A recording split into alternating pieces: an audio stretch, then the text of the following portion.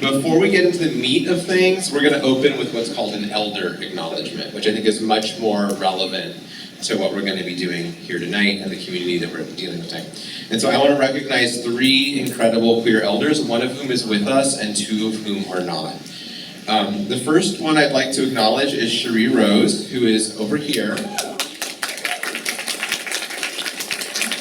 And I first saw Cherie's name as a teen as a photo credit in the research publication Modern Primitives. And it was Cherie's photograph documenting the tattoos and piercings of Elaine Angel, who herself is a queer elder and the first gauntlet master piercer. Cherie, your story has inspired my own story for over 30 years, and I am proud that you're my friend and my sister, and that we have our share of stories together at this point. None of which we told here tonight. Cherie is many things. She's a legendary dominatrix, a powerful writer, a fearless artist and performer, a fighter, a wife, and a mother, and whole generations of troublemakers are in your debt and dance in your light and your shadow. Next, I'd like to acknowledge Jerry Allen, a woman whose Otis College roots run really deep. Many years ago, Jerry helped develop the artist community and teaching program. Jerry is a tremendous artist, a community organizer, a feminist icon, a relentless activist for erotic laborers, a mother, and for those who have the joy of her friendship, the joker in the deck, a woman-shaped wild card. Jerry is also one of my dearest friends and one of my fellows in the Porn Zoom group, which is a community that gathers together those of us with lived experience in academia and sex work to support one another and to have excellent potlucks. And finally, I am called to acknowledge the late Kathleen Milnes, who's the former assistant chair of digital media at Otis College. Kathleen Milnes is my mentor, and she was the best kind of mentor, and the kind who takes risks in the empowerment of others, and whose flaws and vulnerabilities are worn nakedly enough to inspire. She didn't pretend to be an ally, she was an ally. And Kathleen, to borrow a line from the gayest episode of The Simpsons, she worked hard and she played hard. At the risk of oversimplifying that which cannot be defined, wrong paragraph. For 7 years, Kathleen and I worked as a team. She gave the last years of her life to Otis College. She kept her stories close to her chest, and I was privileged with what she was entrusted to me. When I came out at Otis College, I had to write an email to about 140 coworkers in the desperate hope that they might see me as another human being. And I wrote one more email, which took far longer to write, which was addressed only to her. We would not be in this room together today without her. So at the risk of oversimplifying what cannot be defined, queer life is defined by community, and the best measure of community is how it honors and cares for its elders. Elders in the fire that guides us to community, and the fire that warms us when we do not know how to warm ourselves.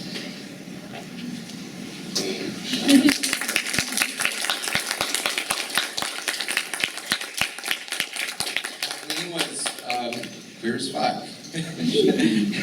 Yeah, she was real. We have 2 guests here tonight. Tina Horn. Archie Bongiovanni. Spider there. I don't know if it's gay, so I don't know if it's allowed.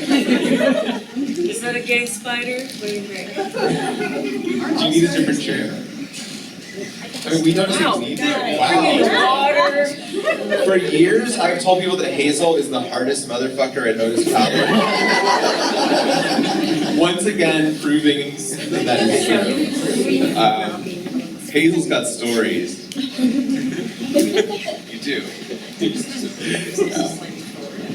Oh, I see. Oh, wow. Closer to me. Boss each other around. Cool. First, I'm introduced Tina Horn. Yeah.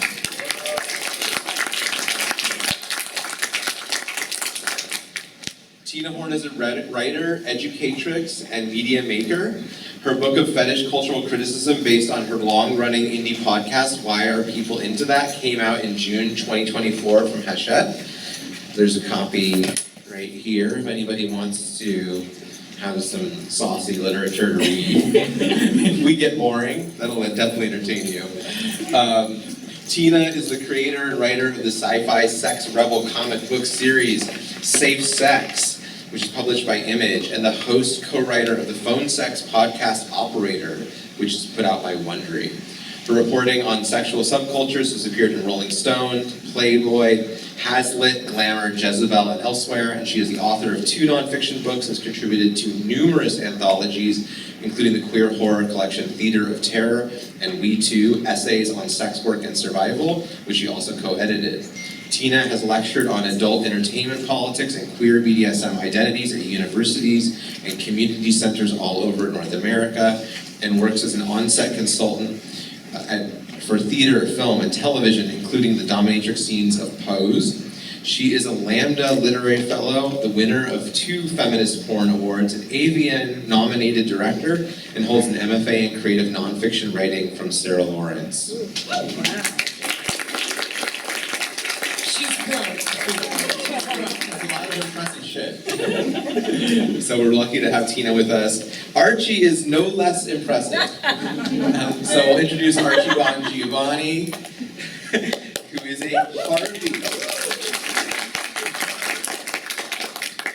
Harvey and Ignatz nominated cartoonist and illustrator living in Minneapolis.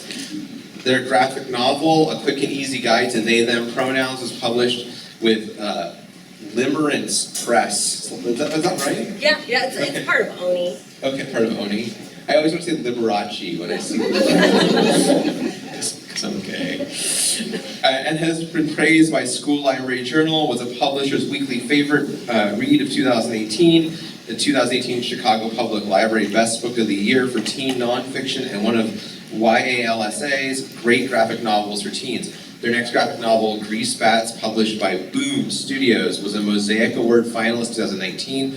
Grease Bats is an ongoing serialized comic that is still being printed monthly on Autostraddle. This is an old bio. You made this to Old me. bio. This is on your. This is your. Oh, that's not the one I emailed. You need to update your website. Yeah, I know. Yeah. Don't we all? Yeah. It's all good shit. Yeah, it's all good. Yeah. Their next graphic novel, Grease Bats, is an ongoing. Okay, no. They're the author of the YA comics, history comic Stonewall, published by First Second. Their most recent comic, Mimosa, has been nominated for multiple awards. Bongiovanni is a 2020 Tin House Summer Workshop alumni, a 2019 Next Step Fund awardee, a Jerome Hill Fellowship finalist, and a Minnesota State Arts Board Creative Support Grant awardee in 2020. Bongiovanni's work has been featured in The New Yorker, The Nib magazine, Vice, and Electric Literature. Bongiovanni is currently working on their next original graphic novel, Unhinged, to be published by Surly Press. And I feel like I've left this off, that because your career peaked with getting what into The New Yorker? What is the trivia here? Oh, it was a water sports joke. Reach for the stars. With a gun. Yeah, reach for the gun, yeah. Oh, yeah. Isn't it like we all are in the gutter looking at the stars? What's the quote? Yeah. All right. Cool. I'm going to go to the presentation so you can talk about your own work. We'll do Archie first. Sweet. See my work. Hi, I'm Archie Bongiovanni. I'm from Minneapolis. I've been a comic artist, most of my life, but professionally since 2018. It was so cool to come in and see y'all's Zine Fest today, because that's really where my career started. I have worked in kind of all tiers of publishing. I started with zines and self-publishing. I then went up to indie and small press publishers, and then I have a book, and we'll be having another book with one of the big 5 publishers. So it's been really fun to see my career kind of work in all those different avenues, and they all have pros and cons. But zines are really close to my heart, and so yeah, it was really badass to kind of see it. So this is a panel from Grease Bats, but we can go to the next slide. This is called A Quick and Easy Guide to They, Them Pronouns. It's out and about. You may have seen it. It was written by me and a friend to kind of make they, them pronouns accessible for folks who were curious or interested, but just couldn't really wrap their brain around it, because if you think about it, it is sort of adapting and changing your language and the way you speak. And this started out as a zine that we made for like $3, it was like a cheap zine. And then it ended up on a publisher's desk and they're like, oh, we can get rid of the drinking references and make this like an all ages book then for parents and jobs and schools and stuff. And then, you can skip. Grease Bats was published on Autostraddle for over 7 years, monthly. If you don't know Autostraddle, it's like a queer, feminist website. And it's kind of helped, it really helped kind of like broaden my audience. And it was also really fun because I got to kind of process my life as well as what was kind of going on within the queer community during those years. And kind of like also draw like silly, fun characters. Next. So this is kind of like summarizes my other work. So I have a couple like young adult books out, and then I also have some stuff that is like really not for youth. It's been really interesting kind of navigating the publishing industry as someone who wants to work in both fields and enjoys both. Because especially as like a queer person, working with anything that maybe involves children can be deemed like, it can be has some controversy to it, depending on who's looking at it. So, yeah, we can talk about that later. The most that came out last year, in 2023, yep. And it is my biggest graphic novel that I wrote and drew all myself. And this was fun because I got to kind of like, Grease Bats was about, queers in their mid-20s. And so I got to draw characters that kind of aged with me. There aren't too many queer characters that are like in their 30s and 40s in media. So I got to draw these 4 queer best friends. The whole plot is they are organizing a dance party for people 30 plus, and their chosen family kind of implodes in the process. You can kind of like look at some of these panels. So it was fun to also, represent where me and my friends were as we aged without like a heteronormative script. Our lives weren't looking like our parents' lives, We were in our 30s, 40s, we didn't have a house, we didn't have kids, we had roommates, etc., etc. So this was like a really fun comic to kind of also explore those themes. Yeah. Thank you. Amazing. I'm so happy to be here with you. Badly picked this quote. I was like, did I say that? This is from The Independent. The Independent. You said this to The Independent with your own mouth, or your Probably my tippity taps. Yeah. Well, you know what? I'm gonna read this thing I said. My favorite kind of fiction is genre fiction, that's true. Sci-fi, that checks out. Sci-fi, horror, action, adventure, crime, detective fiction, and porn, frankly. Featuring spit. Yeah, light spitting. Heavy spitting. Which is an interesting combination of fiction and non-fiction, especially film porn. The thing that genre fiction has in common with porn, and even the improvisation of storytelling that goes into being a fetish provider, dominatrix, is that they're body genres. They're meant to elicit a response in the body, and that's when you know it's working. Nobody can argue with the body, which is one of those things that you can say, and then obviously people argue with the body all the time. But it sounds good. Good enough that it is on this big screen. Yeah, let's go to the next one. Okay, so this is my latest comic. I love comics. You guys love comics? Freaking bells. I got to write this comic actually, like, I wrote it a couple years ago, and then it came out this year. It's called Deprog, short for deprogramming. It's hella gay. I got to work on it with this amazing. So I'm not a visual artist at all, except for like porn, I guess. I'm a feminist porn award-winning filmmaker, but besides that,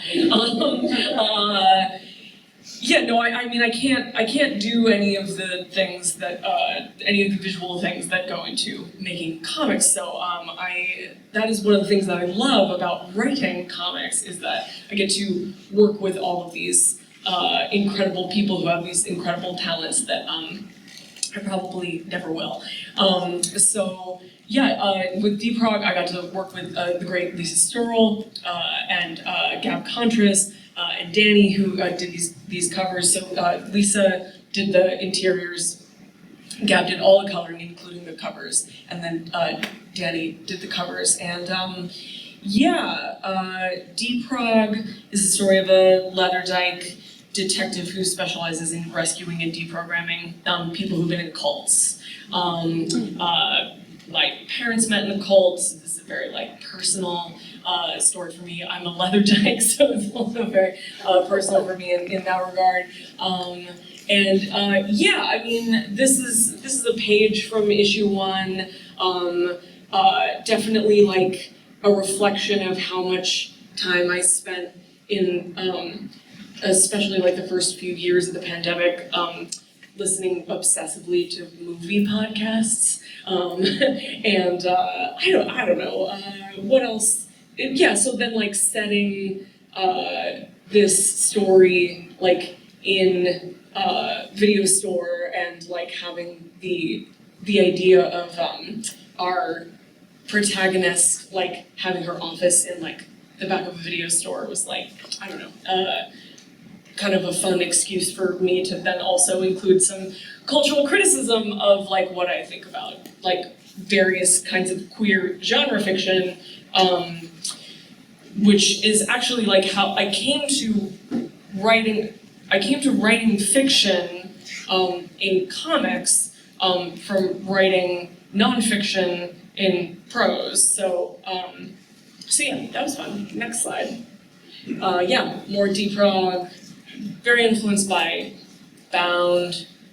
Have the children seen Bound? Okay, if you haven't, gotta get on that. And you know, I mean, we'll talk about safe sex in a second, which was the first comic that I did, but something that was actually really fun for me about Deprog is that most of my work is about queer sexuality and kinky sexuality, and like Deprog is maybe the first project that I've done that is not like explicitly, specifically about gay sex, but then I had to put in a bunch of gay sex, you know, because my fans would be so upset. So in issue 1, there has to be a scene in the end that takes place in at a sex party. But you know, there's like storytelling, plot stuff, exposition, next slide. Okay, so safe sex, I started working on in 2017. And it is a dystopia that is about like America that's increasingly policed and bureaucratized and surveilled, of course our heroes are a group of like queer pervert sex workers called the Dirty Mind, who are like in some ways trying to fight the power and also just trying to fucking live. Got to work with an incredible art team on 2 volumes of safe sex.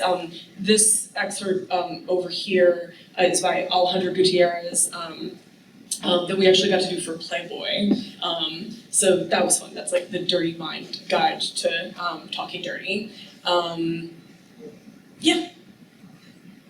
yeah, this is more safe sex. Lots of like sex politics going on.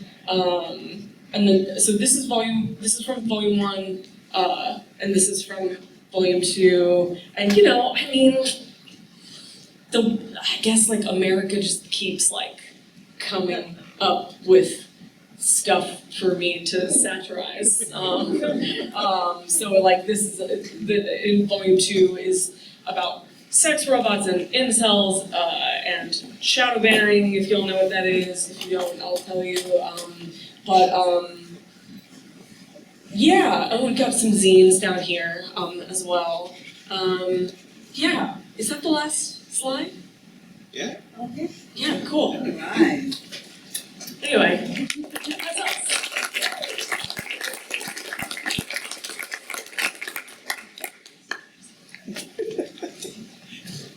Sorry, Ed. I love you. Sorry. Ed Giardina just entered the room.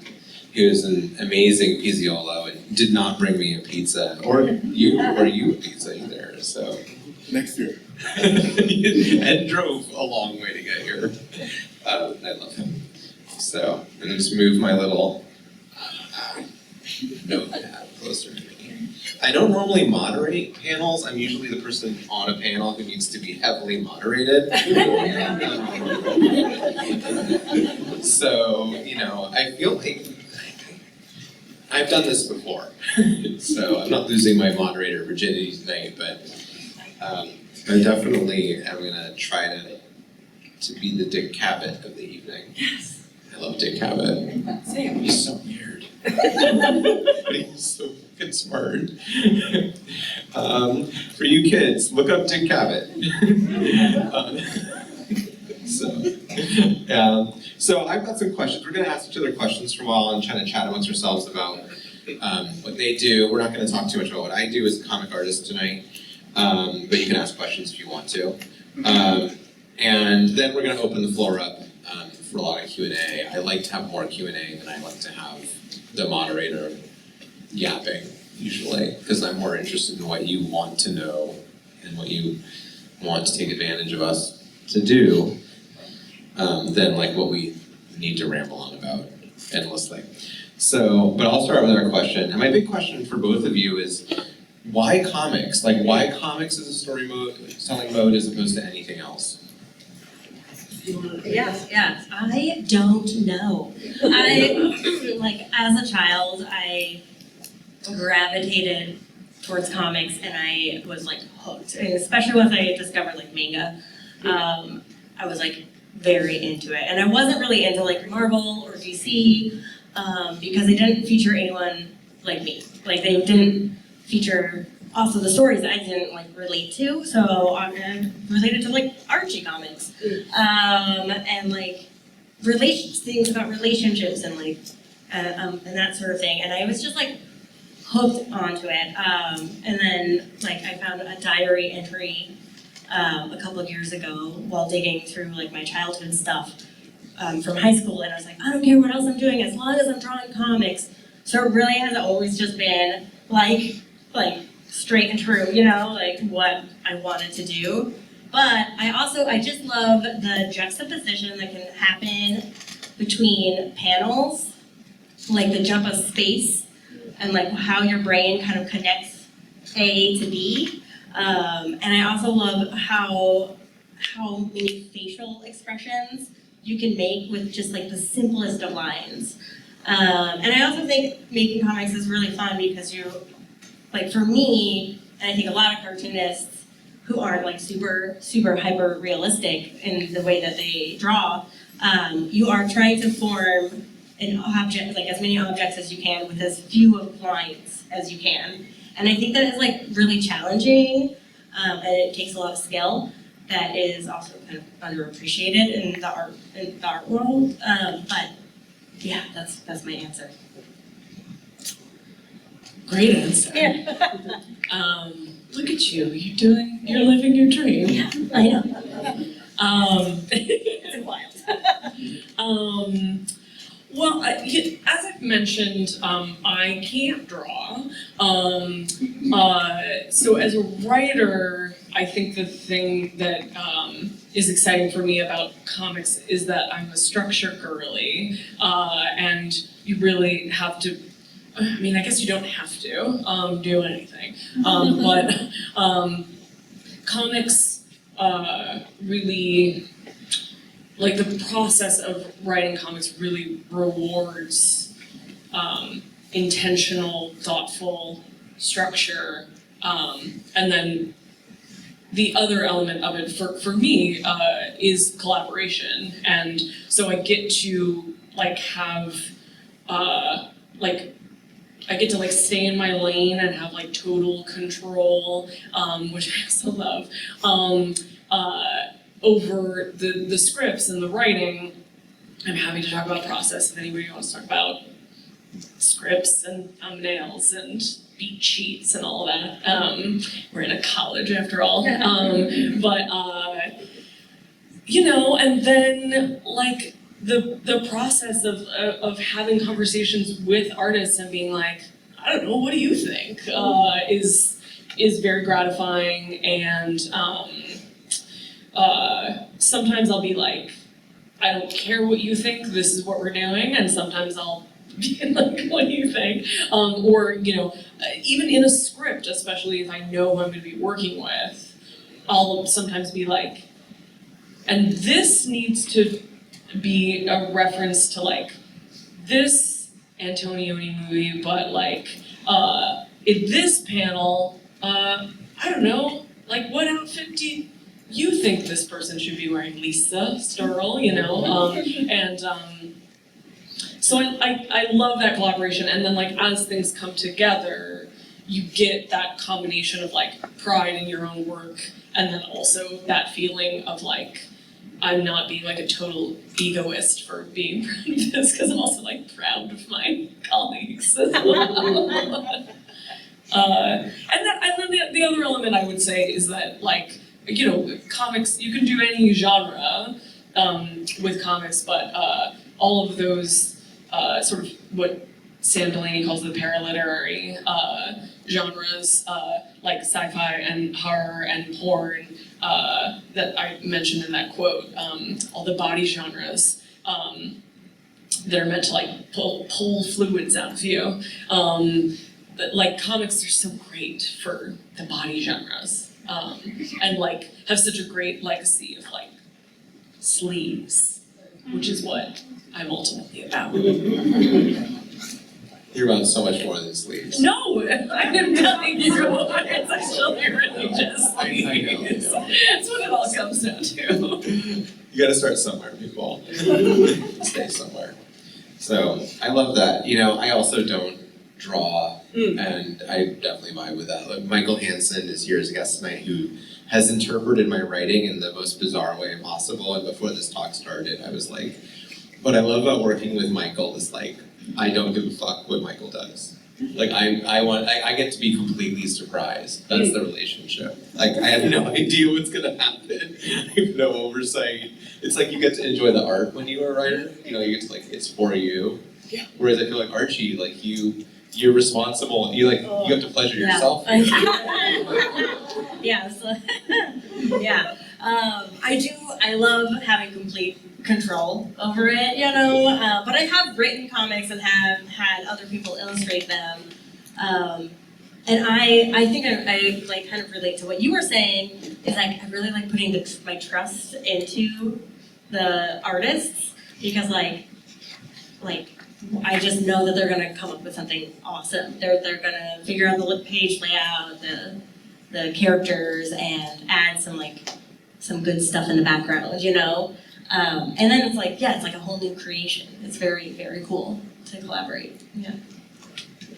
Well, I have some questions about how we do what we do, and you know, one of the things I teach my students is like when we first start teaching comics class, is like look at how many names there are at the front of a comic, and it's like you see a comic and you're like, I wish I could do that, and there's like 9 people working on a team to make that comic. And it's like every comic you ever loved was probably made by a team of people. Like, you know, like take the pressure off yourself. Like, you know, The worst comic you ever read was probably made by a team of really good artists on a really crappy job, just doing their best. So, with that said, I want to know from each of you, because I love storytelling more than anything else, what is your number one storytelling secret? What is your secret sauce?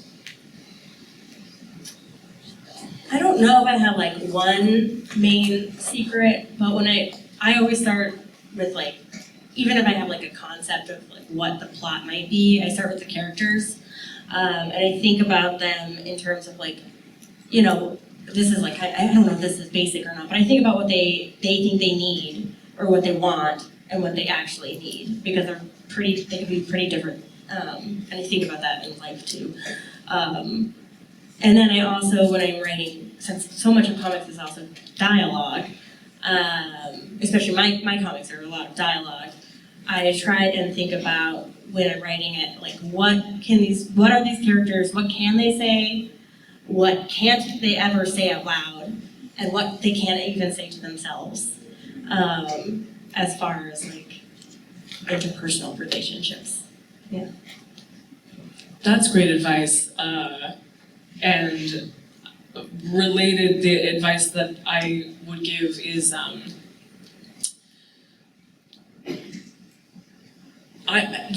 think that, okay, I'm gonna say the self-aggrandizing version first, and say that I actually think that an important part of storytelling is being a good friend.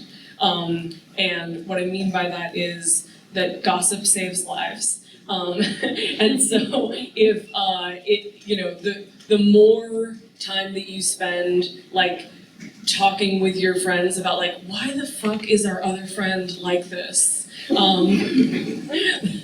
more you will have a sense of the stuff that you're talking about, of like, why do characters do the things that they do? Why do they want what they want?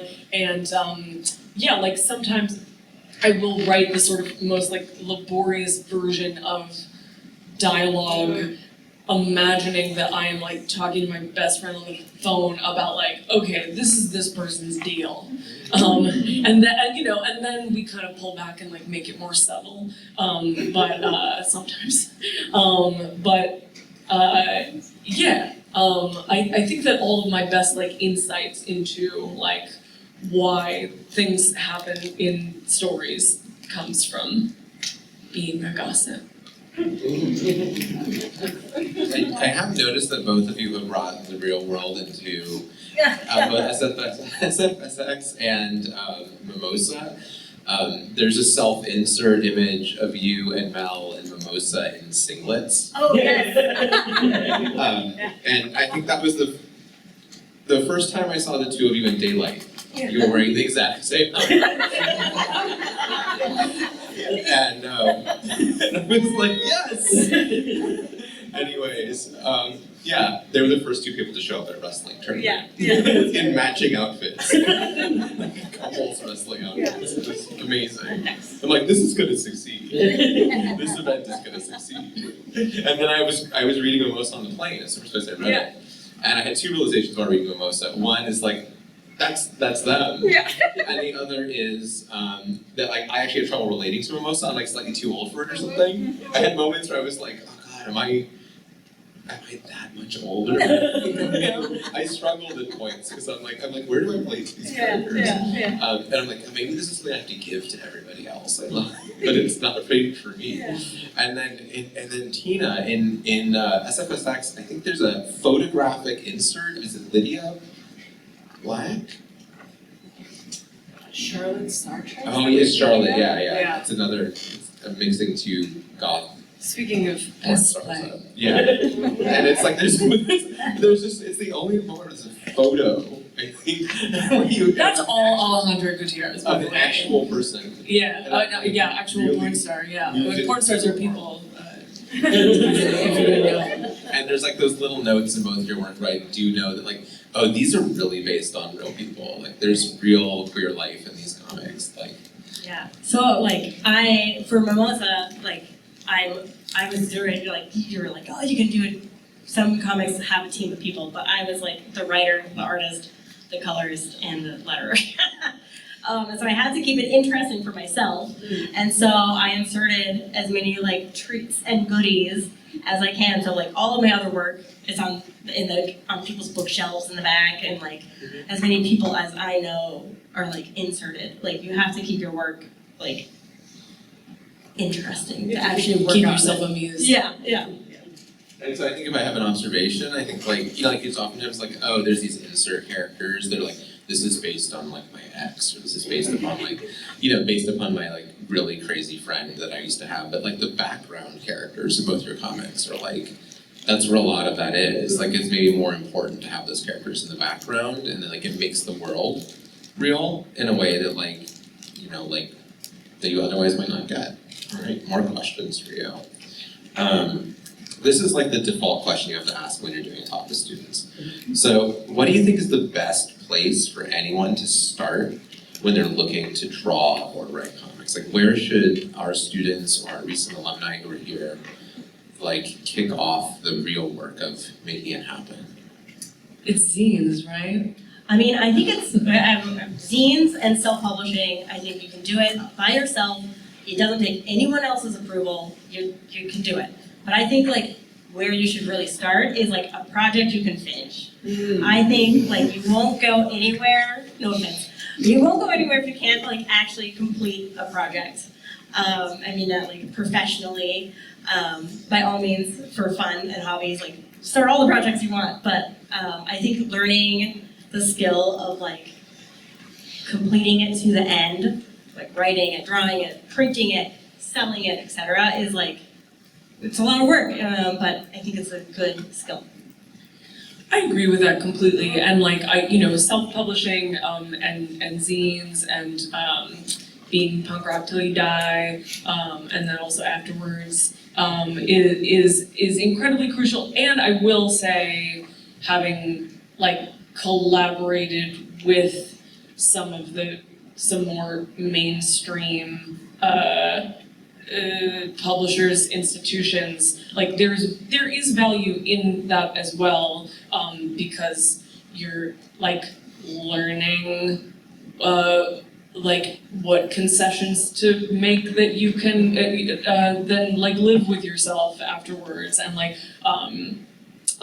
what concessions you will not make, and like what is your process around deciding, like I think it's really about having a value system and saying, okay, I like my characters like absolutely will never fall prey to this trope, but like and then that's how you know when you get a note that, well, I don't like that note, but it doesn't actually like go against my value system. So I'm gonna see how it goes to take that note from this straight white guy. I have had positive, believe it or not, I have had positive experiences taking notes from straight white guys. But because it's fun, because then you kind of feel like, well, now I have power over you, because I took your note.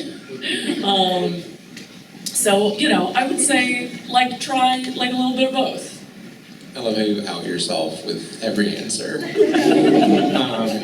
different little ways. For the students of mine who are in this class from the past, your first comic is gonna what? What is it gonna do? It's gonna suck, yeah. And you might hate it, right? Yeah. You might hate your first comic. There's like students like 3 different classes in here, like it's gonna suck. Yeah, and you might even hate it, but what are you gonna do?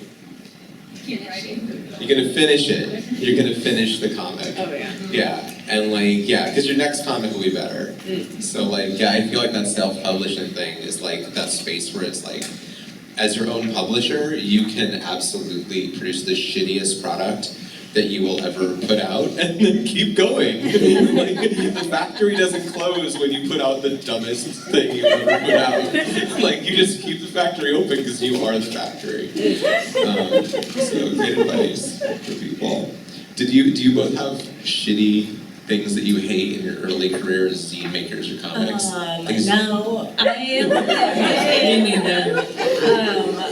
complete like ignorance of maybe where I was at with storytelling or art. I was just like, I think that's also when it comes to completing it, I was just like so high, I'm like, I did a thing, and like, here it is physically, like in my hand, like that is so cool. And there's like, you know, I have lots of comics that are about like different topics, or that are so old that I'm like, I don't look at them anymore, or like relate to them anymore.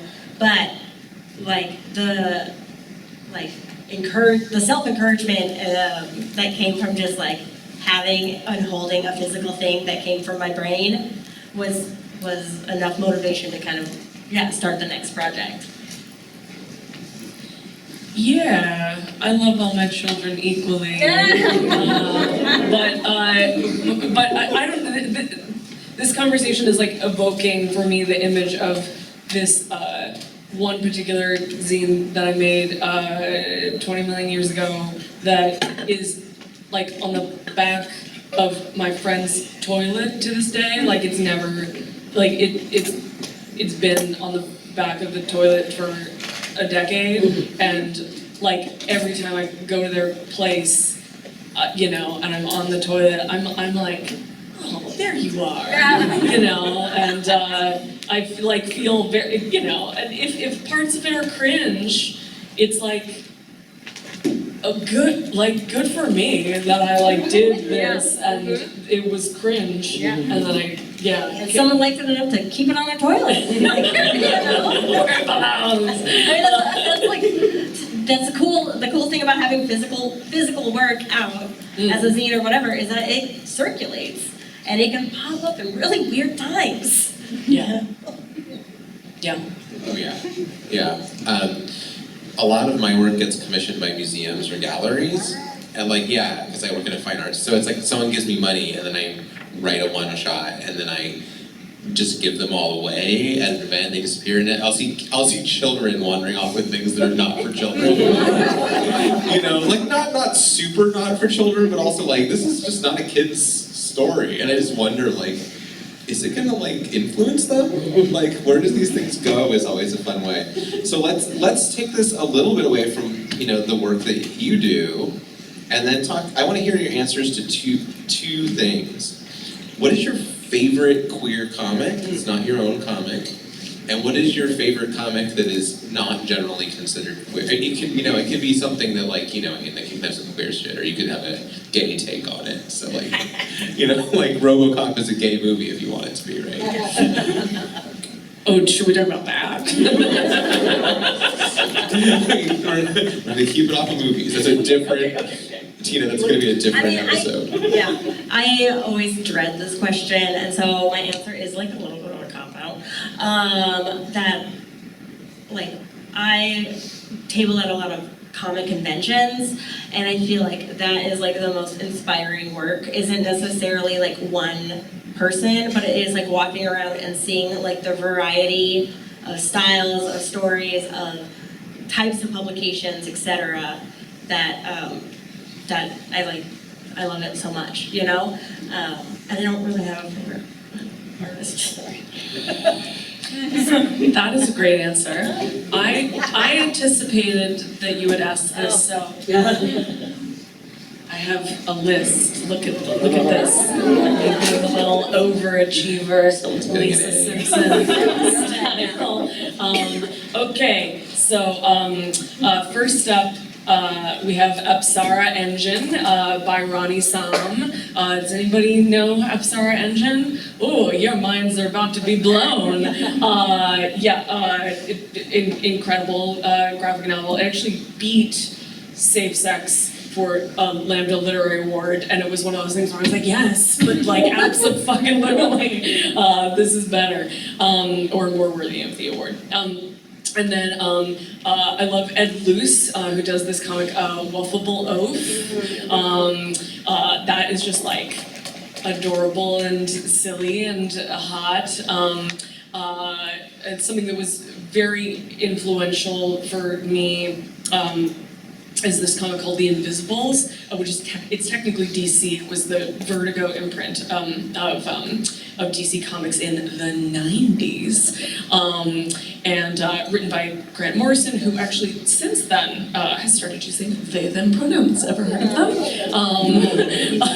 So that was nice to see. And then Phil Jimenez was one of the was one of the illustrators of The Invisibles and also one of the first really out queer artists working in the mainstream at DC and Marvel. Let's see, Boys Weekend by Maddie Lubchansky. If you haven't read that yet, do yourself a favor. I can't even spoil anything about it. And that actually reminds me, Maddie reminds me of The Nib, which you've done some work Yeah, with The Nib. I've done a couple of comics for them, yeah. Did you do something in Be Gay Do Comics? Yes. Yeah, I have cool. 2 stuff in there. Yeah. 2 stories, yeah. Okay, great. So Be Gay, Do Comics. Another great anthology, No Straight Lines, edited by Justin Hall. Girl Town by Carolyn Nowak. Roaming by the Tamaki cousins. Yes, Roya, for those of you who like the pornos, which actually is like Yes, Roy is put out by Iron Circus, which is a queer owned and operated like erotica smut like self-publishing like empire. So definitely check out Iron Circus. And then I wanted to shout out Heavyweight is the newest graphic novel that I am obsessed with by my friend Saul Breaker, that is, a light tale of fascism and family. So yeah, that's my list. And then something that I love that isn't always considered queer, but I think of as queer, maybe I'll say Hellblazer, which is also a Vertigo comic from the 90s, that like is, John Constantine is a character who is a big influence on the protagonist of Deeprog, and is canonically bisexual, but it's like one of those like corporate things where it's like every so often you get like a little bit of bisexuality, and there should be more, and maybe one day there will be. Mark my words. Yeah, we can dream. I just finished rereading Gail Simone's Red Sonja run, and she has like a Red Sonja book that came out like this week. So I'm like, I'm gonna get the book, and it's like Gail Simone's Red Sonja, which is like a sword and sandal barbarian kind of thing, is canonically bisexual, but not bisexual enough. Like, but there's an entire like 8-episode arc where she's like. She's an alcoholic basically. She's constantly drinking and fighting, and she wants to get laid, and she can't. And then she just gives up on it. That's not bisexual. Yeah, like later it comes back, but it's like the longest person. We never give up. It's like it allowed Gail to like write the character as being like horny and bisexual, but because she never actually did anything, like she was able to keep pushing that without having to have like a hot sex scene, which the folks might not have enjoyed quite so much. So, yeah. And my favorite queer comic is, does anyone know Love and Pom Poms? It's a YA comic. I can't remember the artist's name right now, and it's like a high school kind of comic about a transgender girl and her girlfriend, what I loved about it so much was that I clocked the cisgender girl as the trans girl at the beginning. And I liked how it surprised me. Like, I liked how, like, it immediately slapped me in my own assumptions for how I gender people. And then the whole thing is like, oh yeah, like everybody I know as a trans teen, because I'm lucky enough to like work with trans teens, and I'm lucky enough to like, know people who have trans kids who come to me. I'm like, get Love and Pom Poms right now. Like, not for the kids, for them, for the parents. It's like the best book for parents. So, Archie's such a dodge on that. I know. I love everything. I have a bad memory too. Okay, I respect that. Couple more questions where we kind of open it up here. but we can ask more questions if you all are shy. The first one of the two questions I want to ask you are, what kind of queer stories need to be told that are not being told? I think, I do think that to some extent this is being told, but I think that there needs to be messier queers and really complicated characters and unlikable queer characters, especially with the recent banning of queer books, and I think that will probably keep going. And the books that are getting banned are good queer representation, and I think that it will make a push for publishers to publish. I think they're going to continue to publish queer work, but I think they're going to want it to be really safe. And so I think things that are complicated, there could be more of. We were just talking about how, we would like to see more work and more opportunities for work about adult queers. Yeah. Do you want to speak on that a little bit more? Yeah, I think so. I think it's changing. I don't know. Comics is such an interesting field. Right now there is a big boom of queer comics for young adults and children, and that's awesome. You can't complain about it, That's awesome. But it is in my experience as a professional comic artist, it is really difficult to find a home for comics that are about gay, trans, queer adults that act like adults and talk like adults.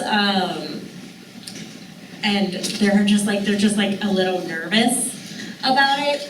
I think part of it is because, especially when it comes to anything sexual, in comics it's also visual. So I think in literature, you can have queer, written word, you can have these queer characters doing all this queer stuff, but because it's written, it's a little different from the publisher's eyes and the reader's eyes than something that's going to be visually seen.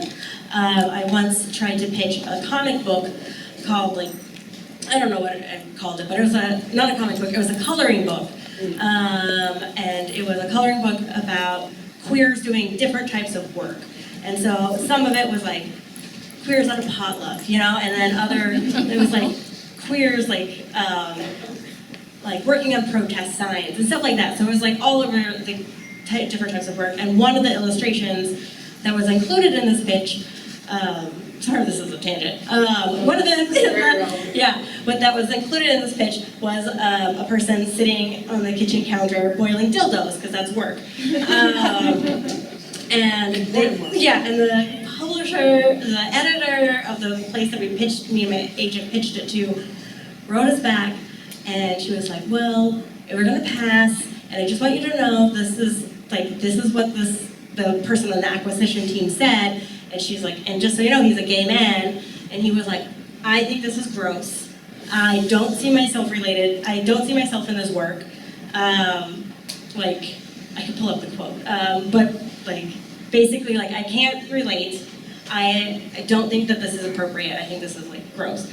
And so, I want more stuff like that. And I think it is hard to find a landing space. And I've been lucky to work with Surly Books, which is specifically trying to create comics for adults. But it's difficult. It's difficult. And they don't also, when you work in the publishing industry, when you're trying to publish a book, they use comp titles, if anyone has heard of that, which is what they kind of compare it to kind of figure out how well it's going to sell, how much of an advance you're going to get. And the truth is there just aren't that many comp titles for queer adult comics for them to kind of compare it to. So that's also been a challenge where a publisher is oh, we want to publish this, but we don't have any comp titles. The only comp title we can think of is Dykes to Watch Out For, which is you can't compare that. So we don't know what we can, so we can't do anything with it. They don't, because they can't get the money figured out behind it. Yeah. That's my joke. No, it's so necessary. They were definitely boiling dildos and dykes to watch out for. I mean, obviously my answer to this is also sex. What I want to see more of. I see so much of it already. But you know, a specific thing I wanted to say about that is that is connected to the Red Sonja thing that you were saying, that like I do think that there is a phenomenon where publishers, and this is maybe true of like other entertainment industries or literary industries as well, they're like okay with like YA queer stories because it's not appropriate to have like explicit sex scenes in a YA book, and so it's like, okay, we'll let you tell stories about queers, just none of that fisting. And I just would like to see more fisting. I'm so glad that you brought that up before I did. There's probably a betting pool. So, I see you. I see the two of you up there.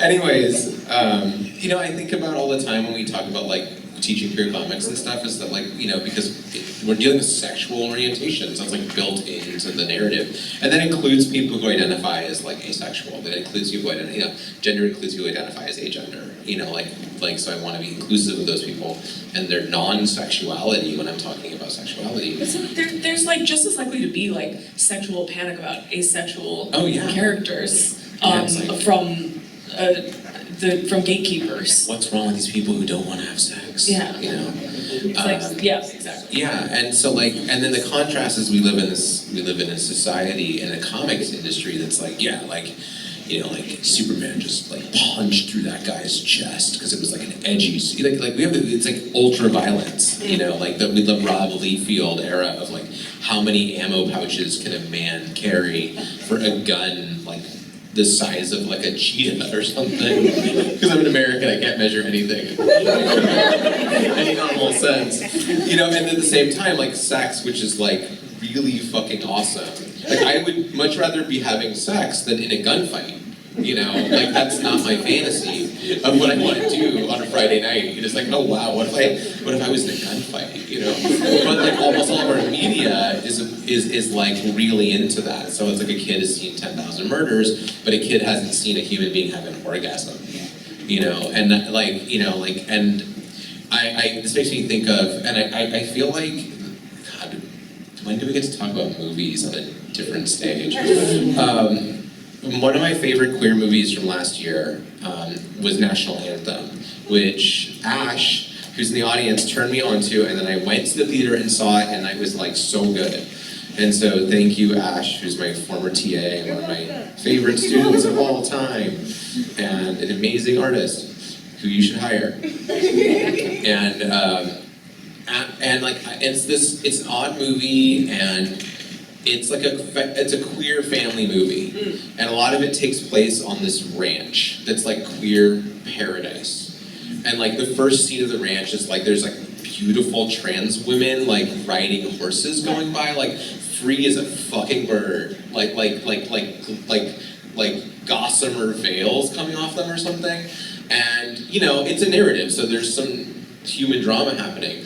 But there's a kid who's like, you know, he's like an adult, he's a young adult, and he's finding his way into queer community, and he has a little brother who also comes along on this journey at some point. And there's a point where like, there's a child at a drag show, there's a child in a queer house that's like fundamentally polyamorous and like free, and like where people are tripping on mushrooms and stuff. And like, I'm queer and I know what queer family means, and that also means like being responsible for kids. So like the kid isn't around sexuality, the kid isn't like hanging out with people on mushrooms, but there is a kid in a movie proximate to like threesomes, like that are, you know, that have nothing to do with the child, that are part of like the child's brother's life. And I'm like, why didn't National Anthem get like mad distribution? And I think it's because there's I did a lot of writing actually right around the time I saw this movie about queer family, and it's like, yeah, like this suggests a future where it's not just like queer people have queer sex, and that's edgy, but like queer people also have children and influence children in the structure of how those children see family.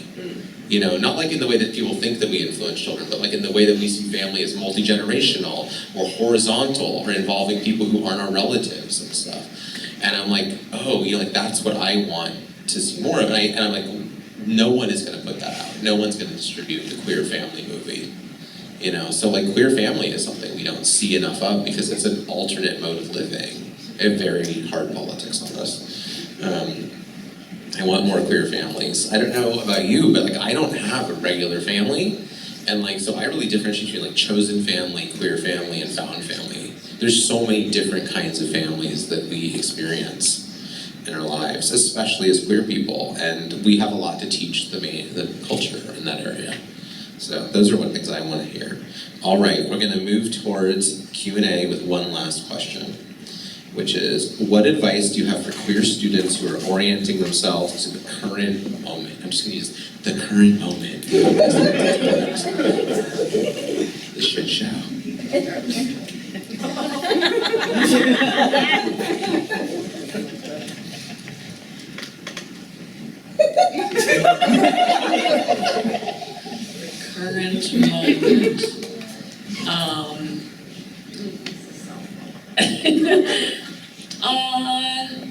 Don't let the man get you down.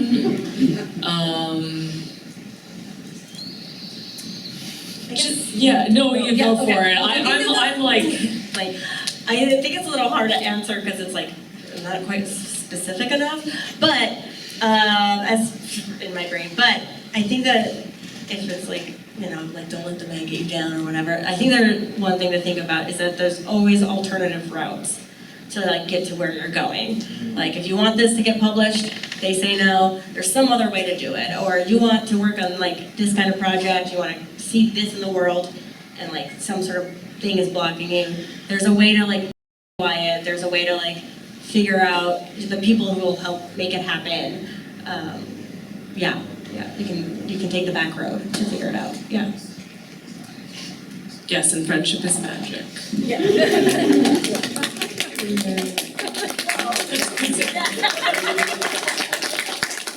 Short answers. That one.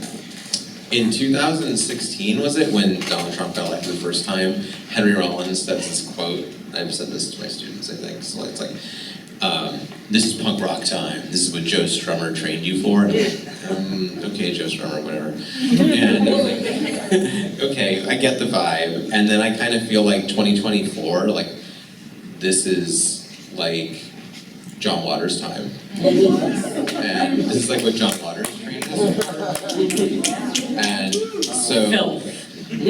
not just filth, yeah, but like, I mean, I think that like, Filth.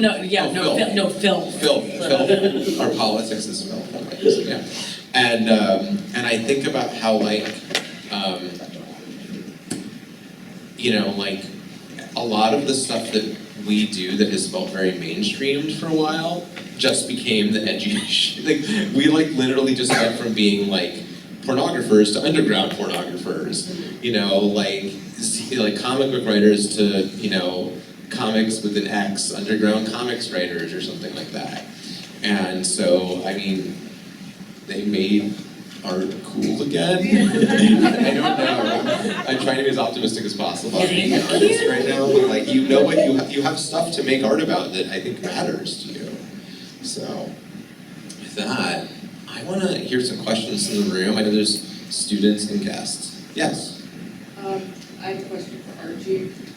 Hi. You mentioned that you like growing up more on manga than like Western comics. Like what kind of, because you felt you could relate to that more, like what kind of manga were you feeling like you related to? Yeah, awesome. So if you didn't hear the question, it was like, what kind of manga was I relating to growing up when I, you know, discovered it.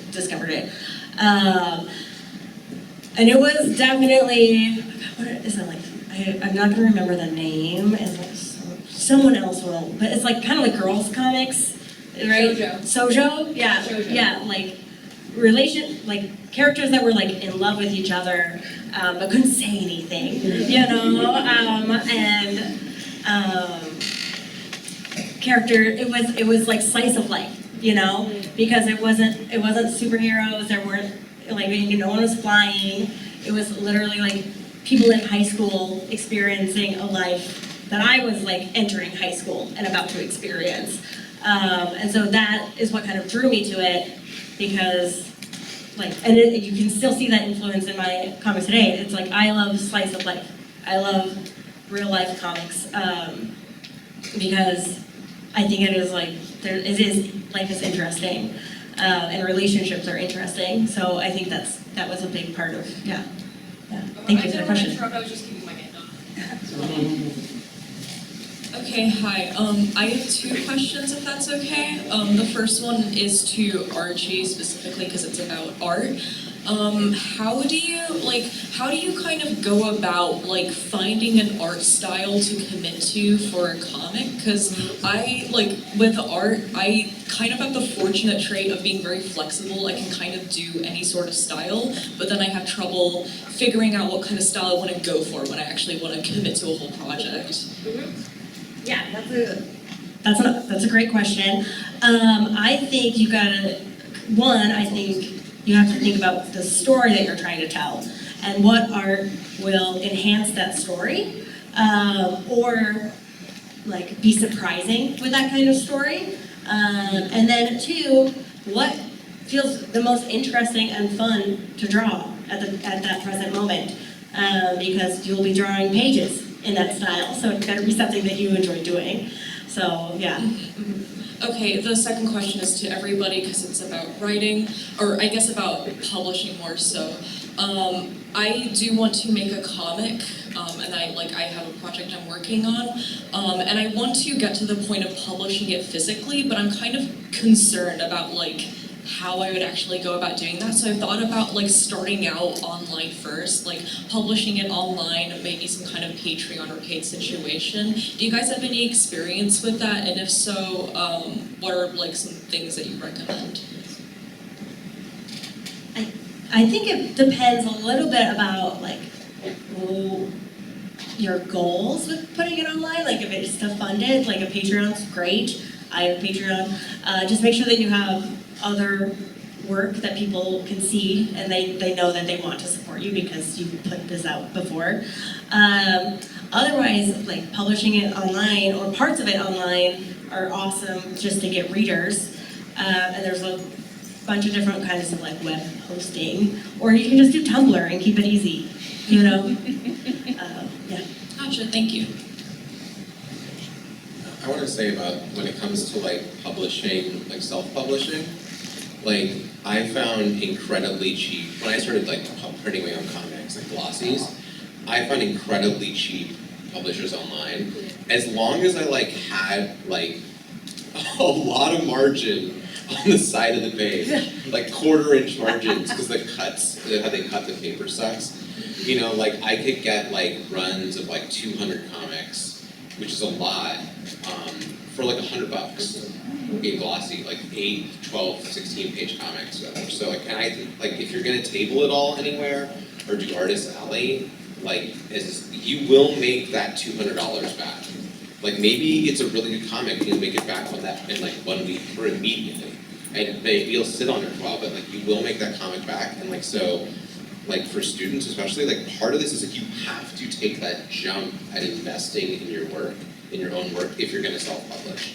Don't undercut it, I'm just gonna Xerox something that should be glossy. I'm writing right now and editing the next issue of Pelvic Floor Horror, which is a zine that's put out by Public Sanctuary, which is an organization I'm on the board of. And we're gonna do it on Riso because I want it to have 2-color. That's really it. I just want it to have 2-color. I could Xerox it, and if the time crunch happens weird, it might get Xerox. But I think it'll be better on Riso, and it's cheap as hell to print on Riso. The other side about that when it comes to publishing online, I want to say I have comics that are glossy, and I have comics that are online. And so a number of people who are in this room are familiar with When the Conceptual Artist Met the Comedian, which exists solely online. And like sometimes like you just do something and it's a really great way to get your name out there, but like it doesn't really need to get a glossy edition at some point unless someone's gonna pay for it. So like, and with the case of like when the comedian and the conceptual artist, like that just sits in my deck, and at some point if somebody wants to pay to print it because it's a 32-page comic, because it's like full size, then they can pay for it. So it's like making those decisions has been really valuable for me to not spin my wheels on printing a fancy comic, but like print the cheap ones. Yeah.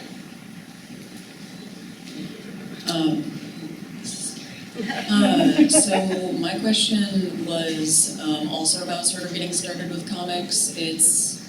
I guess it more so has to do with how do you connect with like the community in the way that you want to, because I know that at least me, whenever it comes to writing and like getting advice, I don't really like doing long Google searches. I prefer asking people and sort of hearing what others have done, but I don't really know where to go or how is most efficient, I guess, to sort of find those spaces. So I wasn't sure if you guys had any advice on that. Yeah, I think comics, like I think going to comic fests is a great way to mingle and network. And it's not just like networking in like, I don't know, like trying to get published or anything, but it's networking to find people who are also starting out, who are similar or who you can learn from, and kind of connecting. And like, I don't know, in my experience, the people that make, especially like indie and small press and self-published comics are really friendly. A lot of them are on Discord, so you can definitely find like Discord groups to get feedback or learn from. I think the Cartoonist Co-op is like a really good resource. You can find them on Twitter. I think they're also on Instagram. And they, like, you can apply to be on their Discord, and it is just like a wealth of resources. But I think going and meeting people in person at your local comic shop or comic fest is like the way to do it. I would add to that if you're not seeing, if you're having trouble finding the community that you want, then make the thing that you want. So that might be like, oh, I'm not seeing like a monthly event, like mingling like creators. So organize that, or like you wanna meet. Also, like doing things for people will make you lifelong friends. You know, so you know, and this is really about like figuring out like what your skill sets are in addition to maybe writing, in addition to like cultural criticism, in addition to illustration, in addition to like printmaking, reso making, you know, like production is an extremely valuable and underrated skill, but also like editing and like curating and being an organizer maybe of events, but also like I'm thinking my friend Katie Skelly has just started doing this, you know, she's not like fully making a like new publishing imprint, but she's crowdfunding like these like, you know, like small manageable anthologies, right? And so for her it's like, oh, okay, I'm gonna pick a theme and then people are gonna pitch me, or I'm gonna curate it, and then, you know, all of these people are in an anthology together, you know, and that, you know, this is the same with Iron Circus, it's the same with the Nib, like so many other organizers. So maybe you're that person, or maybe like seek out those people and like volunteering and offering your skill sets, like that is definitely like the way to make the networking not feel like craven, cynical networking, but like actually, this is all coming back to friendship being magic, and like seriously though, like making real, like building real relationships, and then like, because the more relationships you have, the more dynamics you have, the more X's you have, especially as we're talking about queer comics. But seriously, like then the more different skill sets that you have, and the more like different projects that people are working on, the more like opportunity that you may have that like you're in a burnout cycle, but your friend is feeling really inspired right now. You know what I'm saying? So like, if you're not seeing it, make it yourself. Thank you. Anytime. So this is a question for the whole panel. You're gonna have to like get up interview. Okay. So scripting was brought up briefly in the panel, and I wanted to ask like a little more about your scripting process. Just because like I know that there can be like a wide range of like what people's processes are for making comics, like whether you go in like with a script immediately or whether there's thumbnails or like page layouts. So I'd be curious to hear what the process is. Totally.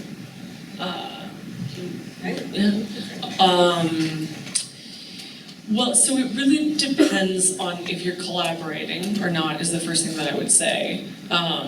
So like it's vital for me to communicate, everything that I need to communicate to my collaborators as someone who is a writer and doesn't do other things in the art department. But so the way that I was talking about being a structure girly, and like the way that I learned how to write a comics script continues to work for me, which is I have page one, and that if this sounds obvious, it doesn't feel obvious when you're staring at the blank page, trust me on this. So yeah, hear me now and believe me later. Page one, and then left align 1.1, and then you describe what happens in the first panel of page one.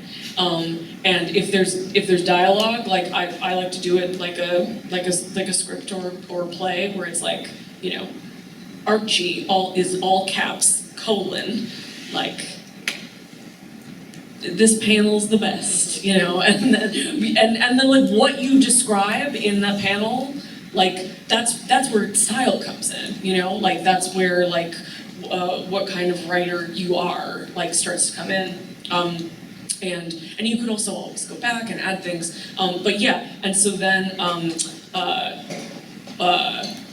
1.2 is page one, panel two. And then you describe what happens in page one, panel two.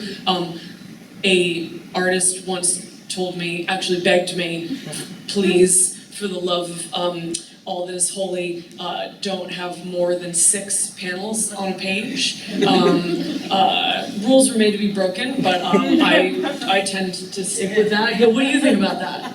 I mean, yes. 6 is a lot. Circumstances, but Yeah. Well, I mean, no, and it doesn't. You don't always have to like fill it up to 6. Right. Actually, like having a splash is like, it feels like cheating sometimes because you're like, I just had to say one thing, and then I made my page rate today, but actually, like that's another beautiful thing about comics is the dynamics of like what and the sort of there's like pacing and rhythm to what might happen on like a 6-panel page versus like what might happen on a splash page. So anyway, that's how I do it, and then yeah, page 2 is like 2.1, 2.2, and so on. Until you're done, and then you're done.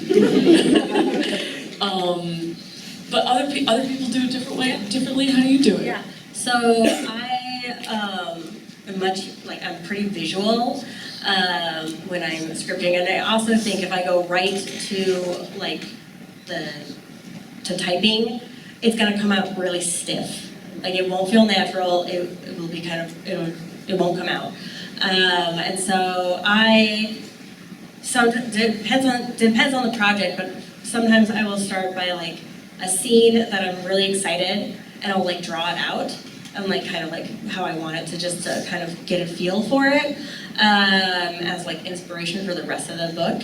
And then when I'm like writing it, I always start analog in like a sketchbook with a pencil because it translates to my brain differently than typing. And they're incredibly rough layouts of just basically like the panels, the characters, and where the word balloons are gonna go. And like, it gives me a chance, and then like on the side isn't a description of what's happening, because I know what's happening. It's like the dialogue, because that to me is like, for my stories, pushes the story forward. And then it gives me a chance while I'm drawing to figure out the pace, figure out the rhythm, figure out where I want like to make sure that my reader's eyes are gonna like go and make that Z format, or like, you know, kind of like go across the page, or like, oh, this was a big emotional moment, I need them to rest here for a second to make a bigger panel. Yeah, and then from there, depending on if it's like self-published or if it's published, if it's published with the publisher, then I have to type it up, and that is hard. Okay, so I feel like I'm gonna have the weird. It's getting a little okay.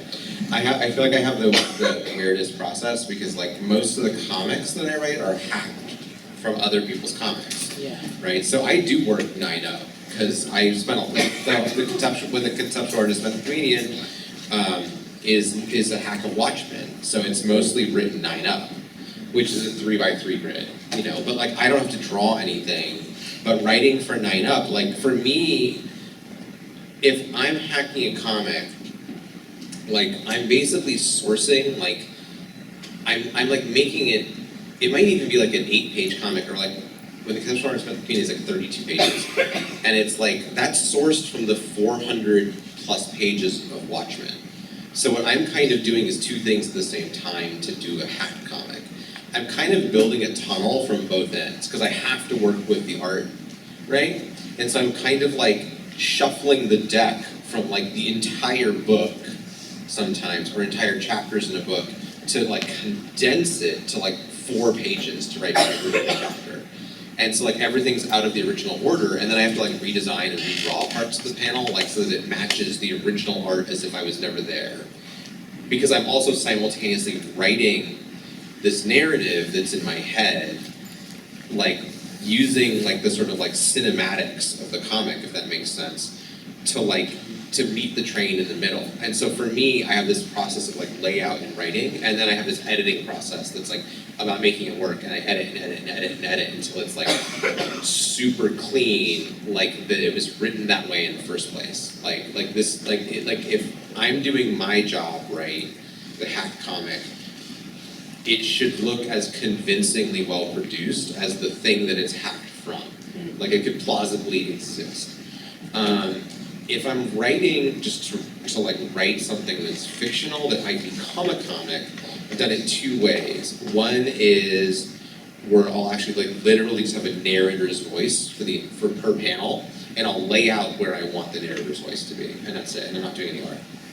And the other way is like if I write like a script, I'm writing like a film script, basically. So it's like, I'm writing scenes.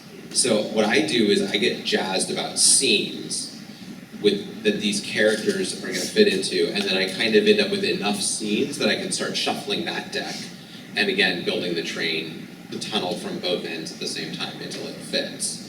And like that's an editing, so like I kind of feel like I don't actually like write or draw anything sometimes. I feel like I just edit, if that makes sense. Like it's like my whole process is an editorial process.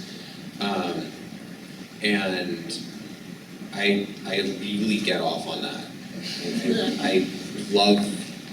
I just love how it's like chiseling marble until like something is like, oh yeah, this was in the rock. So you write non-linear. I didn't know that. That's cool.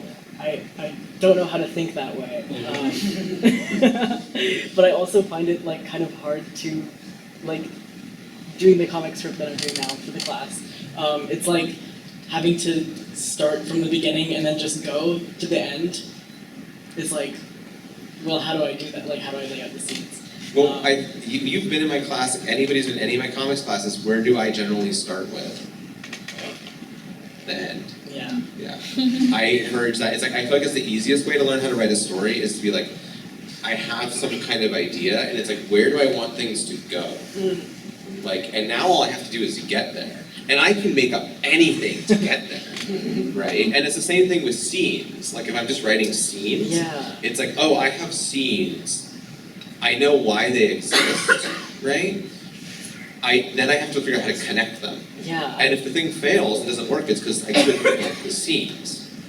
And that's really it, and like that's where it lives and dies. So I'm totally all in on non-linear writing, but I'm like sort of crazy.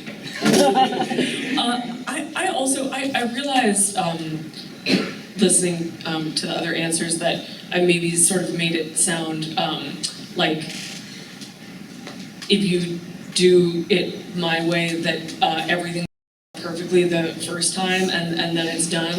That's not what happens. And so another process that I didn't include that I would like to tell you about now is if you want to call it the like vomit draft, or if the like freestyle or whatever, like I will absolutely like devote like a day of of creativity, of work, to just like having a different document that's just like, wouldn't it be so cool if like someone was like stalking someone across like an industrial parking lot, or like wouldn't like what makes the sex scenes in Bound so great, like or like whatever like ideas that are like abstract, vague, aesthetic, like non-linear, linear, cool. I maybe didn't mention that is another thing that is great about comics, is that they're very cool. So you just can't get away from that and shouldn't try. And so I'll like have all of those things, and and so that might be a scene, or it might be it might be dialogue, it might be an outfit, like it might be like virtually anything. And then like when I'm getting more into the structure element, then I have this like other reference of things like, oh, and that could work, and that's when it becomes the like puzzle pieces, or like chiseling the marble, or like whatever, or like finding like this is the this would fit really well here, or like I'm gonna try to make it work and realize that it doesn't work, and try something else.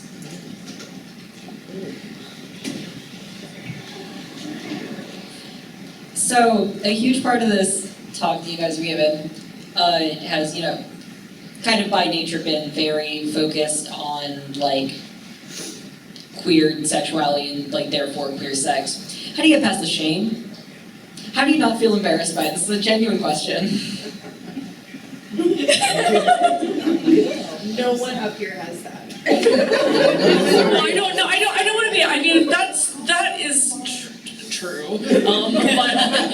But I don't want to be glib, because we all deal with shame about different things, and like even the most shameless among us is like actually is dealing with it in a particular way, and so.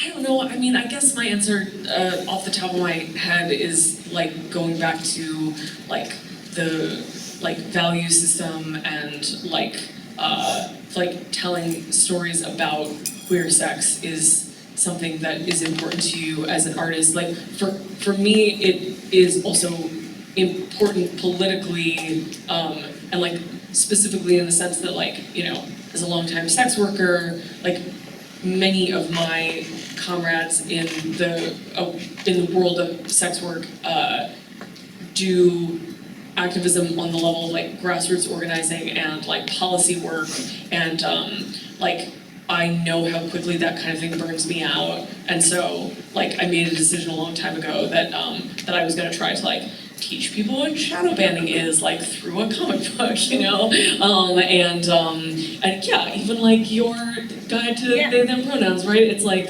the creativity in fiction or nonfiction, genre fiction, like whatever it is, like if part of your value system is to try to change the world, then like the moments that you're feeling less than confident about like any of the human things that you're dealing with, and like feeling shame is, for better or worse, very human condition. Then you can come back to like, this is the way that I'm trying to make the world a better place. I also think that like surrounding yourself by people who are living the way or expressing themselves in the way that you are trying to also do. So like if you're trying to draw sexy comics, read sexy comics, make sure that they're around you, make sure they're on your Instagram feed. I think that can be really useful and inspiring, and then also therapy. So. Oh, yes. I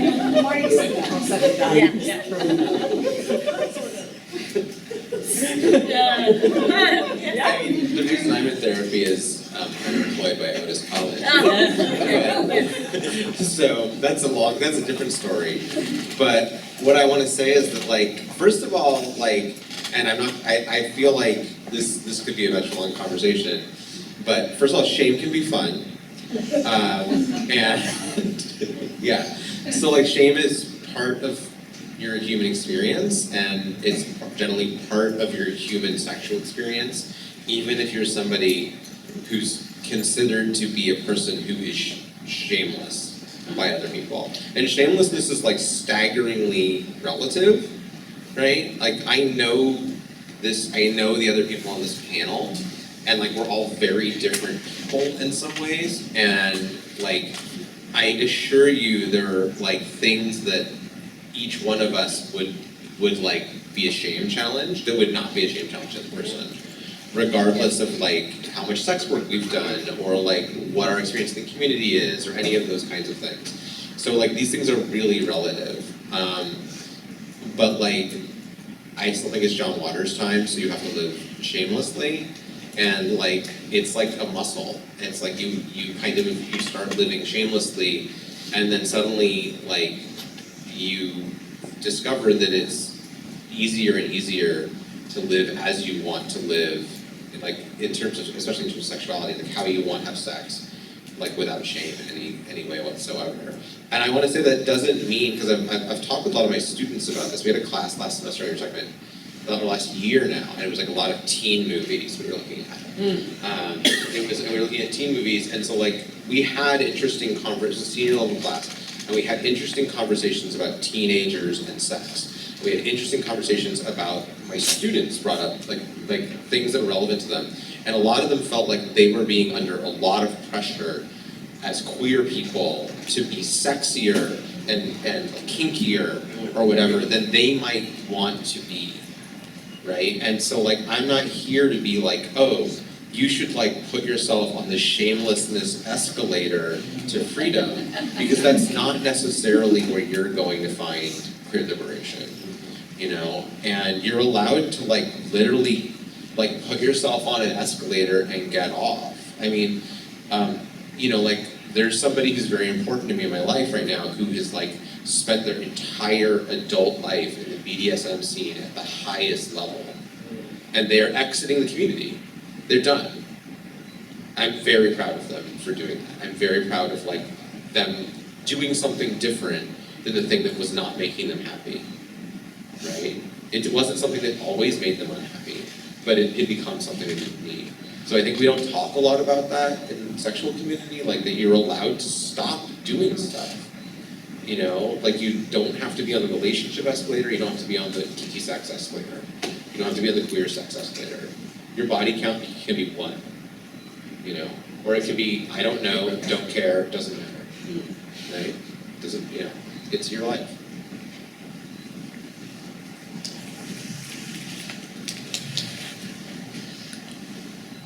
Thank you. First of all. Those are all like a bunch of very like, I don't think I can describe it without taking a second, and we don't necessarily have a second, so I'll deal with that at home. I was also kind of wondering, like, how do you, still in regards to like feeling embarrassed about this kind of stuff, like, how do you get over the like hump of like then putting yourself out there and like publishing all of this amazing work?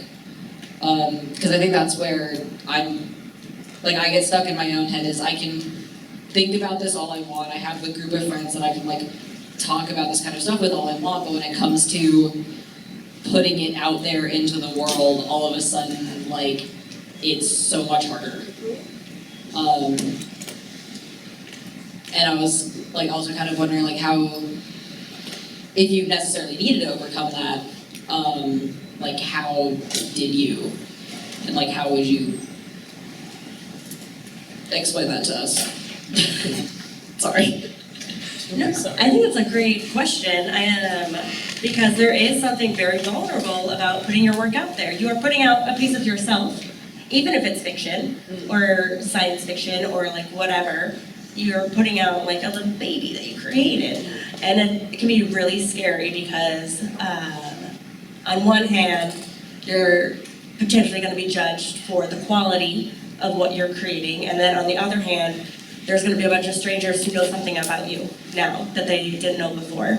And I think, like I have experience with that, and it's like nerve-wracking and it's scary.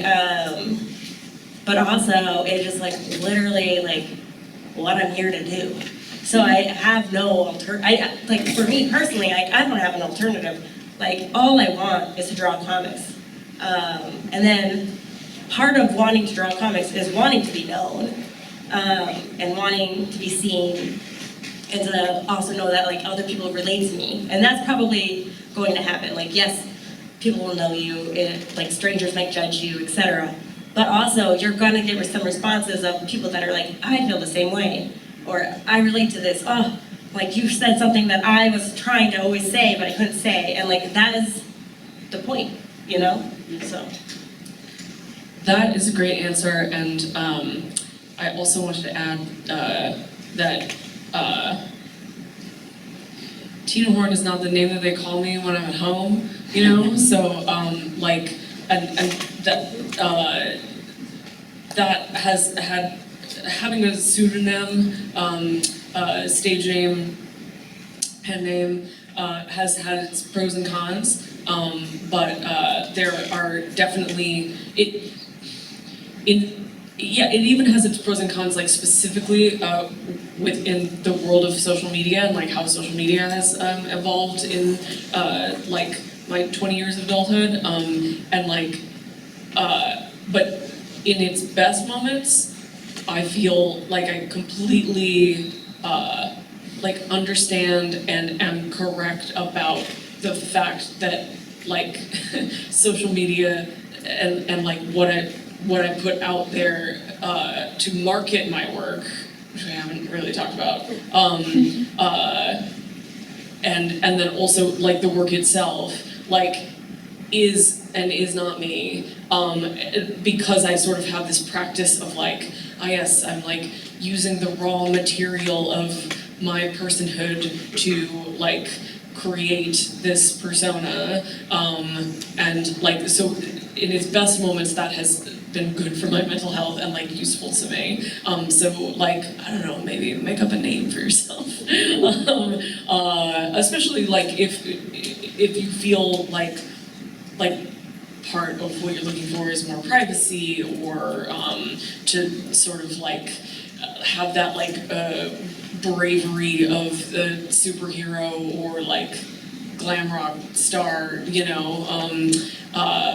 so, and like even if you do use your like, what do we call it, the administrative name? Oh, yeah.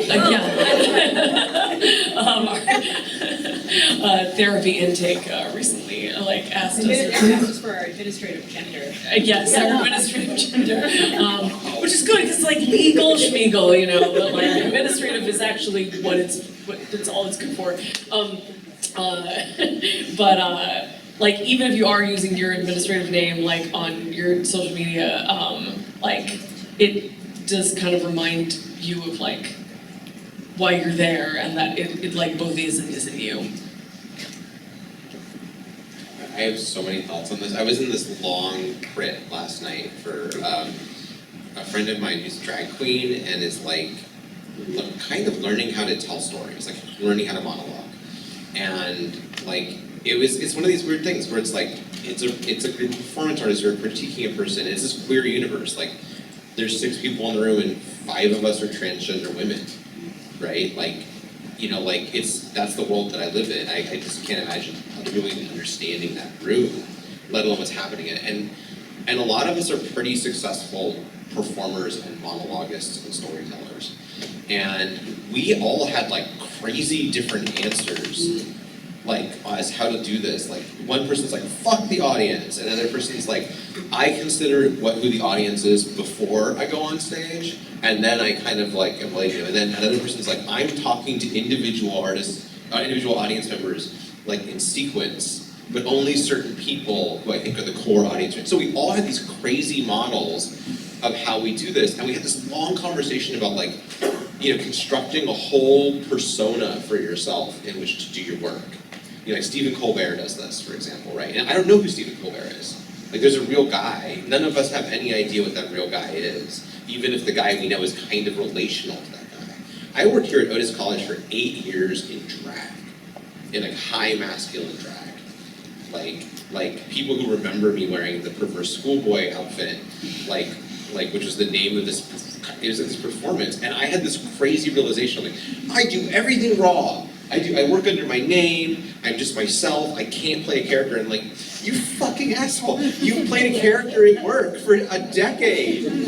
You came to work and you put on the tie and like all this shit, like for a decade, so that you could be this persona that taught students. And then I came out at work and I like no longer have that persona, and like, I teach differently. Like it's a different character. It's not a character now. And like as a writer, I had a very successful art blog in that era until 2010, before some of you were born. During the Bush era. And my dead name is so weird, apparently, to people, that people thought it was a pseudonym for years.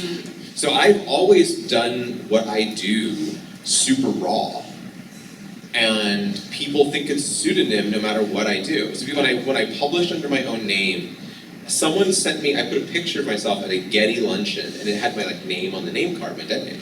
And like I lived under that name, I had no other names at the time. And someone said, how do you get them to put your pseudonym on the card?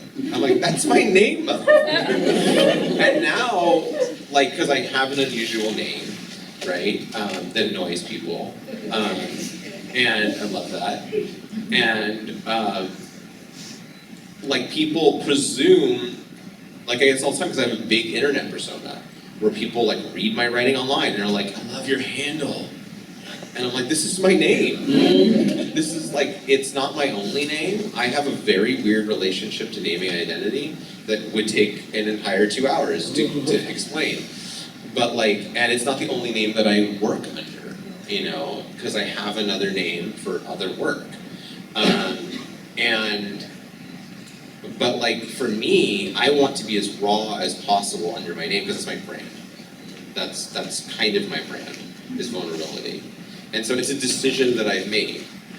And so it's to be as naked as possible at all times. I mean, those of you who've been my students, I'm your nakedest professor, right? Like, I'm gonna be as raw. I'm the most naked professor in this fucking building. And that's my job, that's what I do. But like, and I wanna say I don't know how to do it any other way, but I do. So you have to kind of like make a decision, but you're allowed to make all these different crazy decisions. And the great thing with pseudonyms is you can like abandon, it's like you can like fake the death of a pseudonym. And be like, oh yeah, they went over the cliff in a car, I've never seen it again. Like in a 70s movie where the car goes over and explodes. Well, that's why, yeah, I was saying, you know, glam rock persona, obviously I'm talking about Ziggy Stardust, right? Who, you know, like lived for like 2 years or something, and then like when Bowie was done with Ziggy Stardust, it was just like, oh, bye-bye. Bowie was explicit that like all of his music is written in the form of characters. So it's like, this is not David Bowie, he comes up with a character, and the character sometimes does a whole album or 2 albums, or sometimes the character is just a single song. There is no raw David Bowie in any of David Bowie's music, except Labyrinth. Yeah, that's the only real David Bowie. Goblin King. Yeah. I think we're at time, and I know that's because you're an important person. Is this even? It's like the faintest mic. I'll do the shortest version of my question. So a small amount of context is I'm a very messy educator. I call myself an undisciplinary artist. I have no experience with games, making them, playing them, and I'm in the game department. And they told me I get to teach a core class that all game students get to take called the Cultural and Social Design of Games. And because I got to create it, I had the students first make like 2 disabled characters for a game, and now they're currently making 1 queer character for a game. It was easier to do the disabled characters because you can show them, here's all these lived experiences written in books. And then I realized I couldn't do that for queer things without getting into trouble. And so I found other outside ways to be like, here's this wheel of different types of relationships. It includes asexual people. Try to draw this relationship someone has to themselves, to other people.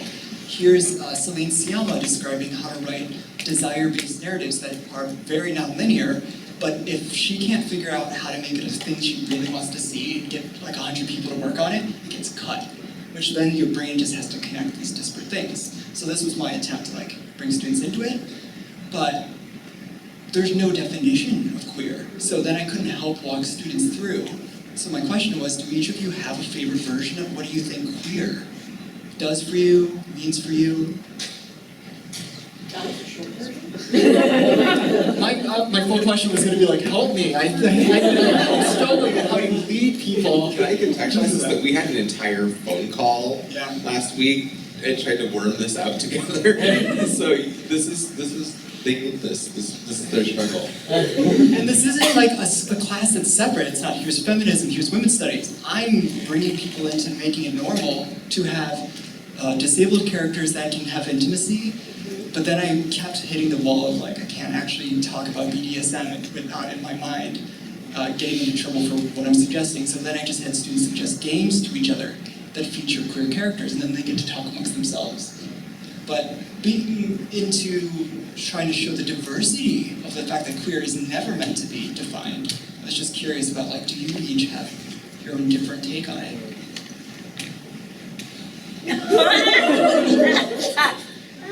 Okay. I kind of feel like you're like part of the definition is that it's not fully definable. I do think it is someone whose gender and or sexuality deviates from the like societal norm, and oftentimes comes like hand to hand with like a political way of thinking that is also outside of perhaps the norm. Yeah, but I don't have like an actual definition that I go to.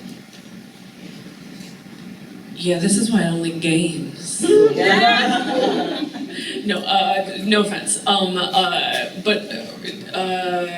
Yeah, I mean, I agree with that.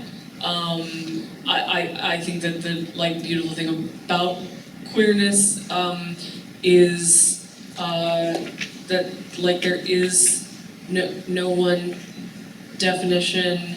I guess the thing that is like relevant to everything that we're talking about now, storytelling, comics, like is there something inherently queer about comics or like creativity?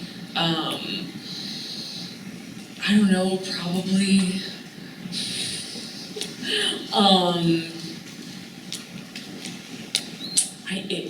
I don't know if I have a further definition. I have to be vulnerable, like your brand, and say I'm not sure if I can help you.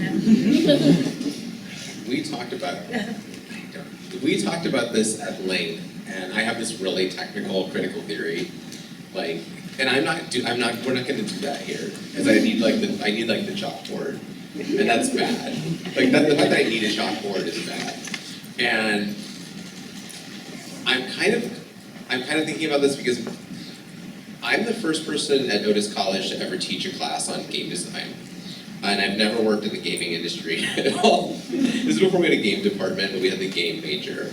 And so I'm like kind of sitting here thinking like, Otis really likes to like airdrop like people into like the game industry who have like no business being there. Like, and I'm like, what is the, like, why is this happening, right? You know, like, why is this, like, what is, I know I invented that class to fill a gap, but you're being airdropped. I airdropped myself into that situation and created that solution to a problem. And so I'm trying to think about this in terms of like game design instead of like really getting into queer. So I'm kind of like not answering your question. There's a great book called Tomorrow and Tomorrow and Tomorrow that is about game design.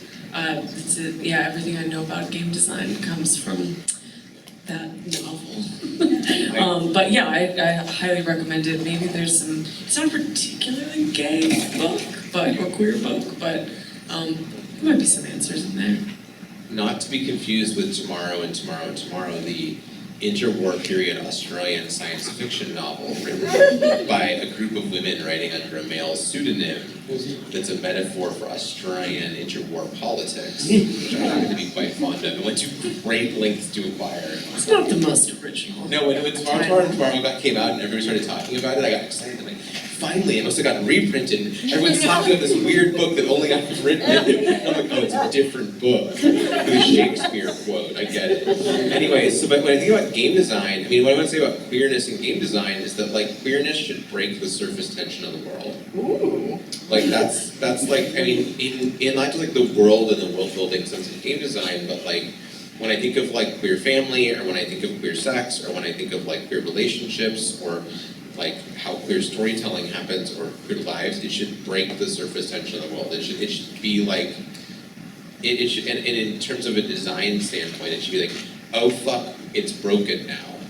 Like, but it's like, if it was a game, it would be like, the game is now broken, and the game is somehow more interesting and has gone deeper, like below the ice.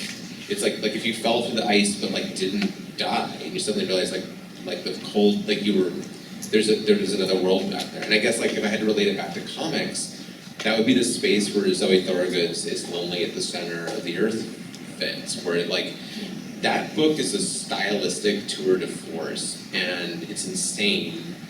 And I feel like it's kind of like, she's constantly falling through the layers. It's like constantly breaking its own surface tension again and again and again and again, in a way that like, if as a storyteller I could do, I would feel like I had mastered some incredible skill, like the one finger push-up or something.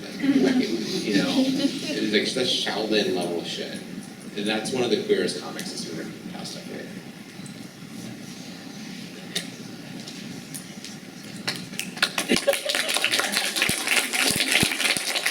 So the topic of being not as helpful as we promised that it would be. You changed lives. Hopefully. Hopefully. I don't know. Are you gonna moderate us out? I mean, what does that involve? You can find me on Instagram. You know, like, I have my website up there, but I'm Baby Wrist, and I'm fun on Instagram, I think. And that's the main social media that I use. And also for people who are interested in comic art or publishing. I do, just like, if you ever have questions, I do like free like 15-minute like talks or conversations about questions about work or about getting into the industry because it's really confusing. And I'm happy to share resources, so that's something you can email me about. If that's a resource that you want in the future. Thanks for doing that. I might hit you up. You can find me at tinahorn.net is my website. It's totally up to date. Every detail is believe you. factual and relevant. And then I am also mostly active on Instagram at Tina Horn's Ass. That's TINAHORNSASS. Let's see.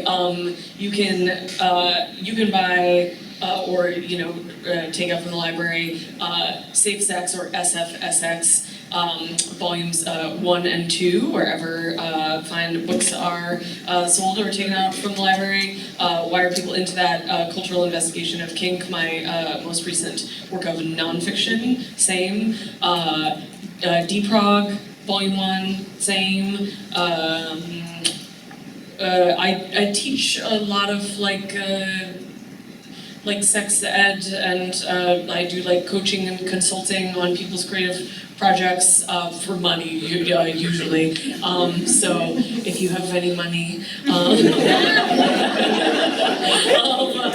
you can email me if find me at my website.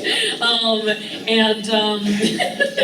I was gonna say one other thing. Oh yeah, I was sort of thinking about teaching a class on writing about sex. Would you guys, does that sound good? Should I do that? Yeah. Okay, now I will.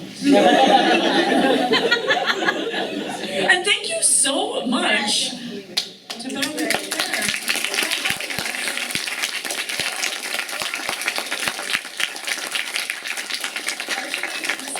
First time when I was on book tour in Minneapolis, and then like a week later, fortune smiled upon us, and we got to do this together. So this was rad as hell. Thank you. I want to say 2 things. First, I want to humiliate myself. So that's how shame can be fun.